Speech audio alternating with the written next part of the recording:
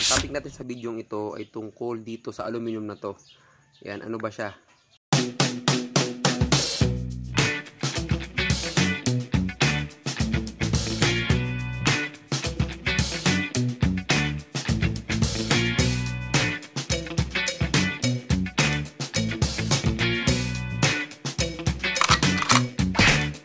Yan, naitapik ko to kasi dahil dito kumatok yung makina ng may-ari ng motor. Yan, na-damage po yung connecting rod niya. Yan, damage po. Yan, damage yung connecting rod niya. Ayan, ang gaspang. Ang gaspang ng mismong ito yung pin ng connecting rod. Connecting rod pin. Ayan, ang sama ng kalagayan niya. Gas-gas po siya, tapos may uka-uka. Ayan, may uka-uka yung mismong pin niya. Ayan o. Ayun yung problem niya. Ang story nito is, nagpalit lang ng clutch lining. After nung nagpalit, mga ilang weeks lang or ilang months, gumaspang yung tunog hanggang sa tuluyan ng sumama ng tuluyan yung tunog ng motor. Ano ba reason nito nang dahil dito? Yan, dito nagsimula yung problem nung mismong motor na yun. Yan, nagpalit lang po ng clutch lining. Lumala yung problema ng motor hanggang sa biniyak. Yung ipapakita ko sa inyo to, hindi siya yung totally na actual na, hindi yung actual na makina na ginawa natin.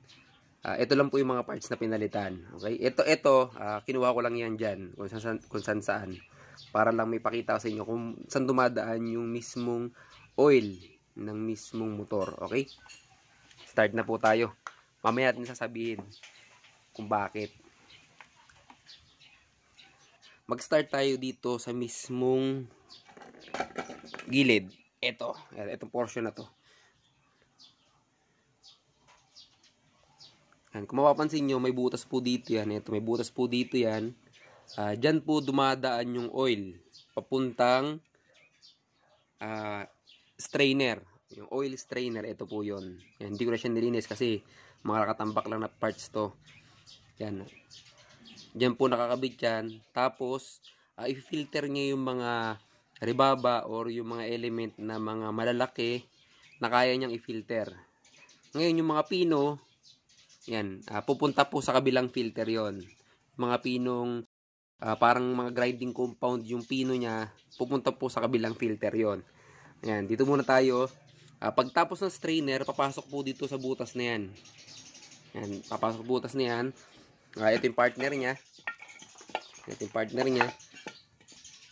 Ayan, dito po yan, papasok dito. Tapos, dadaan ng mismong oil pump. Yan, oil pump. Yan, hinihigop niya kasi yung oil galing doon sa mismong strainer. Kaya dapat yung pati strainer natin, pag nag-change oil tayo, huwag natin kakalimutang linisin. Kasi marami ako na-encounter na madumi. Yan, madumi yung ganito, yung strainer. Ang ginagawa lang, i-change oil lang sa ilalim. Yung drain plug. Yan, drain plug ng oil. Meron kasing motor na mayroong drain plug sa ilalim, may drain plug ng oil, meron naman nasa gilid lang, yun nandito lang. Yan. Higupin niya ng oil. Higupin niya ng oil yung mismong ng pump, yung oil. Ibabato dito. Yan, ibabato dito. Ibabato dyan. Papatakbuhin yan sa tatlong part. Yan, sa tatlong parte. Papatakbuhin niya yung oil sa tatlong parte. Unang-una na dito, yung papuntang sigunyal, papuntang connecting rod. Tapos yung pangalawa, papuntang transmission. Papuntang transmission gears natin. Doon pupunta yung oil. Yung pangatlong susuplayan ng oil natin is yung papuntang head natin. Yan, cylinder head natin. Doon pupunta yung mismong oil natin isa. Papunta yung sa camshaft. Kung sa push rod naman, yung cam gear niya, yung mga gears niya, push rod niya. Kung sa timing chain, yung chain type, yung chain niya, yung mga gears niya, tsaka yung camshaft. Yun po yung sinusuplayan. Yung tatlo na yon. Yan, dito po tayo muna mag-start. Pag galing dito sa mismong pump, ipapump niya yung oil dyan. Papunta dito sa butas na to. Ayan, may butas po siya dyan. Yan, papunta dyan sa butas na yan. Papunta sa mismong head yan. Kung timing chain yung inyong makina, nilulubricate nyo yung mga rocker arm, camshaft nya, yung timing chain. Yun po yung mga nilulubricate nya. Kung ang motor nyo naman is push rod, ang nilulubricate nya yung mga rocker arm, push rod, yung cam follower, tapos yung cam gear nya. Yun yung mga nilulubricate nya once na umangat yung oil dito. Okay, once na umangat yung oil nya, lilipat po sa kabila yan. Dun yung tapon nya. Dito entrance, exit sa kabila. Kung push rod yan, dun sa may push rod yung exit nya. Kung timing chain yan, dun po sa timing chain yung exit nya. Entrance ng oil, pasok, labas dun sa chain. Okay? Pangalawang dinadaanan nya is yung gears nya. Yan, sa transmission. Ayan, ito yung maliit na yun. Yung maliit na yun. Kaya wag nyo kakalimutan bugahan po yan or linisin. Kasi maghahaming po yung mismong transmission nyo or worst masira, madamage yung bearing ng transmission nyo. Yan, lalabas po siya dito. Ayan, maliit na yun. Ang butas po nito, ano lang po, karayom lang po yung taba. Ayan, maliit lang po yung butas niya, karayom. Papasok yung oil dyan, pupunta dito sa shafting na to. Yan. Tapos ilulubricate niya yung mismong shafting. Ito. Yan, ilulubricate niya yan, papasok dito yung oil. Tapos lalabas dito sa mga butas na yan. Okay. Ilulubricate niya yung mga gears, spacer, yung mismong mga gears niya.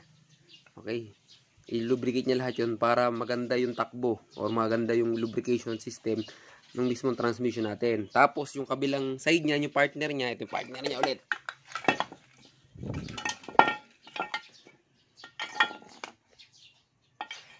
Yan, ito yung partner niya. Okay. Pupunta naman siya dito sa kabilang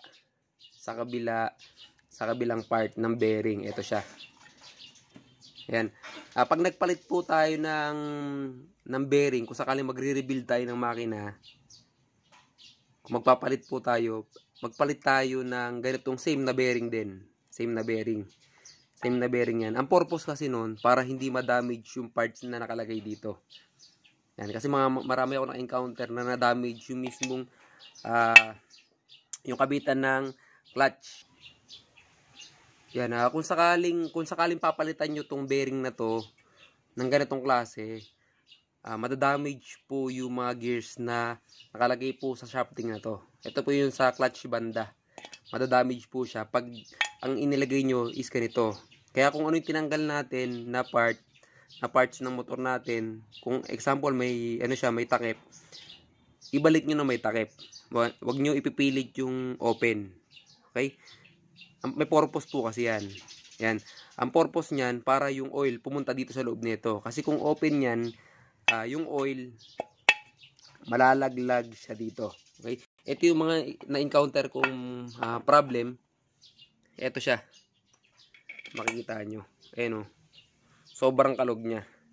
Kasi yung oil, yung mga na-encounter kong nagpalit ng bearing, nag-rebuild ng makina, tapos nagpalit ng bearing, yung kinabit na bearing, yung walang takip, yung oil niya nalalaglag dito. Yan, nalalaglag dito yung oil. Hindi nalulubricate ng tama lahat ng to. Kasi ito, yung oil na to, lahat yan nilulubricate kasama yung clutch. Yan, kasama yung clutch ng motor natin. Nilulubricate lahat yan. Okay, yan, yung portion na yan, lahat yan. May mga butas po yan na naglulubricate lahat, pati yun dito. Ito po yung clutch housing natin. Yan po nakakabit yan. Yan, ang problem dyan, kapag hindi na lubricate ng tama, dahil ito, umiikot to na hindi kasama yung, yan, umiikot siya, na ganyan. Okay, hindi sila laging magkasama. Kung mapapansin nyo, yun siyang kalog, malakas. Sobrang lakas ng kalog niya. Yan, mag-iingay po yung panggilid nyo. Mag-iingay yung panggilid. Yung mismong clutch housing niya mag-iingay. Ayan, ang laki kasi ng play. Dahil yung oil hindi nakarating dito sa mismong clutch housing niya. Ayan. Hindi nakarating dito sa lagayan ng itong portion na to, hindi nakalagay. Kaya napupudpud po yung napupudpud yung mga bushing niya. napupudpud yung mga bushing niya, need nyo na magpalit dahil nga dito. Yan, dahil dyan sa portion na yan. Yun lang naman yun, para malubricate lang. Kasi dapat halos walang galaw po yan. Ito yan, oh. Yan, halos ganyan. Wala siyang galaw dapat. Saktong-sakto. Yan, hindi siya pwedeng ganito. Yan. Ito lang naman yung experience ko sa nagpalit ng ganito. Sa mga nagpapalit ng ganito na open. Yan, nadadamage po ito. Tsaka kung ano man yung nag-gear dyan, nadadamage po. Yan, humuhuni. Yung normal yan, humihuni. Hindi naman ititirik kayo. Kaya lang madadamage po over time yung mismong mga transmission nyo. Yan, yung pangatlong dadaanan ng oil. Yan. Ito po tayo ulit. Yan, dito na po ito yung dalawa natin. Yan, ito yung papuntang head. Yung maliit na yon papuntang transmission. Yung maliit na yon. Kaya, pag naglinis kayo ng makina, huwag nyo kakalimutan. Bugahan po ng hangin yun. Yung maliit na yan. Huwag nyo po kakalimutan.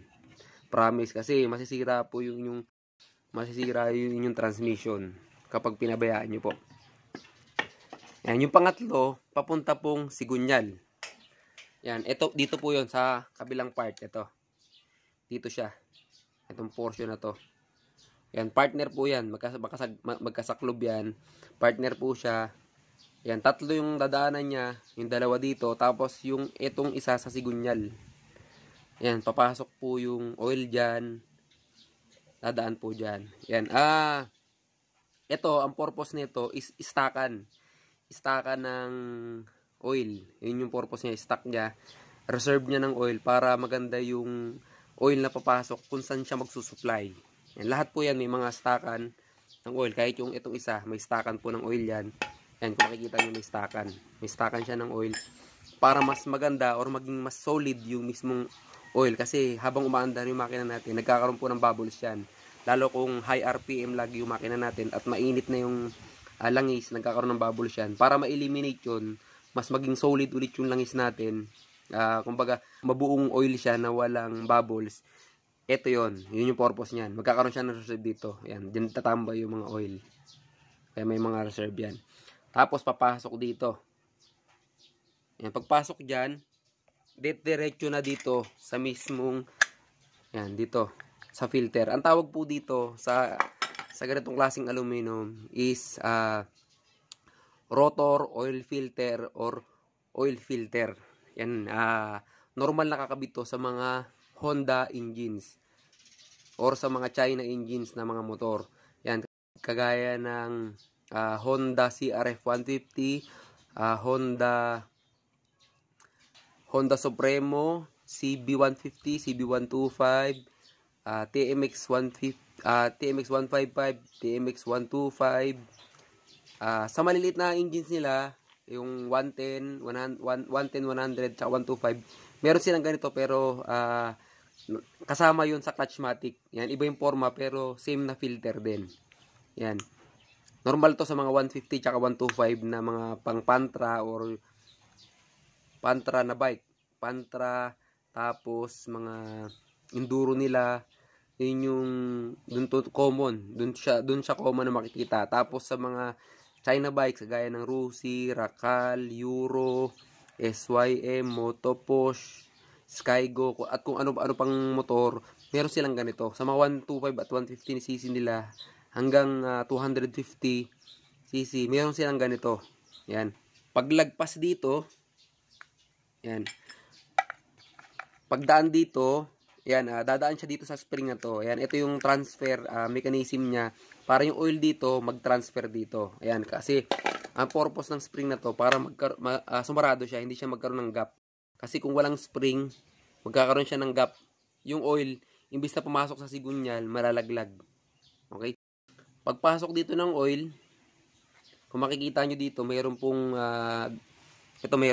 meron po siyang opening sa gilid. Yan, meron siyang opening sa gilid. Diyan dadaan yung oil. Once na dumaan yung oil diyan, kakalat na dito. Kakalat na dito yung mismong yung mga ribaba niya, hahagis dito bago papasok yung purified na oil o yung nasalang oil, papasok sa gitna, diretso po yan ng sigunyal. Sisigunyal natin. Yan, ito po yung sigunyal natin. Dito po siya nakakabit. Yan. Yan, pagpasok ng oil dyan, dire-diretso po yan dito sa mismong sigunyal natin. Dire-diretso po yan dito po sa connecting rod pin. Yan, ito po yung connecting rod pin natin. Yan. May butas po yan na dire-diretso dito sa mismong bearing sa gitna. Ito po yan, ganyan. Doon po yan. Okay? Para malubricate yung buong system ng motor natin. Yun yung tatlo na yun. Ngayon, bakit siya kumatok? Ngayon kung makikita nyo yun, gaspang. Yan, bakit siya nagkaganyan? Yan, gas-gas lahat. Ang reason po niyan, dahil hindi sa paggamit ng hindi tamang tools. Yan, in short, ito po siya nabutas. Okay? Anong nangyari dito, hindi sinabi nung mekaniko na gumawa na may na-damage na part, palitan natin. Yan, anong nangyari dito is sininsil. Ito siya dapat oh. Yan. Sininsil to nung tinanggal. Yan. Malamang dumaplis yan yung mismong, kung ano man yung ginamit niyan, screwdriver, dumaplis yun, tumama dito. Yan, nabasag. Ngayon, yung oil na papasok dito, yan, yung oil na papasok dito, imbis na pumasok papunta doon sa sigunyal, hindi na siya pumasok dahil lahat yan lalabas dito. Yan, magsasuffer yung mismong makina dahil sa na-damage to. Ayan, tinawag tong rotor oil filter dahil sa pag-ikot. Yan. Kaya tinawag siyang rotor oil filter dahil sa pag-ikot niya. Yan. Habang umiikot siya, doon niya papatalsikin yung mga rebaba o mga debris na pino. Yun yung procedure niya para ma-filter. Okay? Dahil na-damage to, magsasuffer yung buong makina.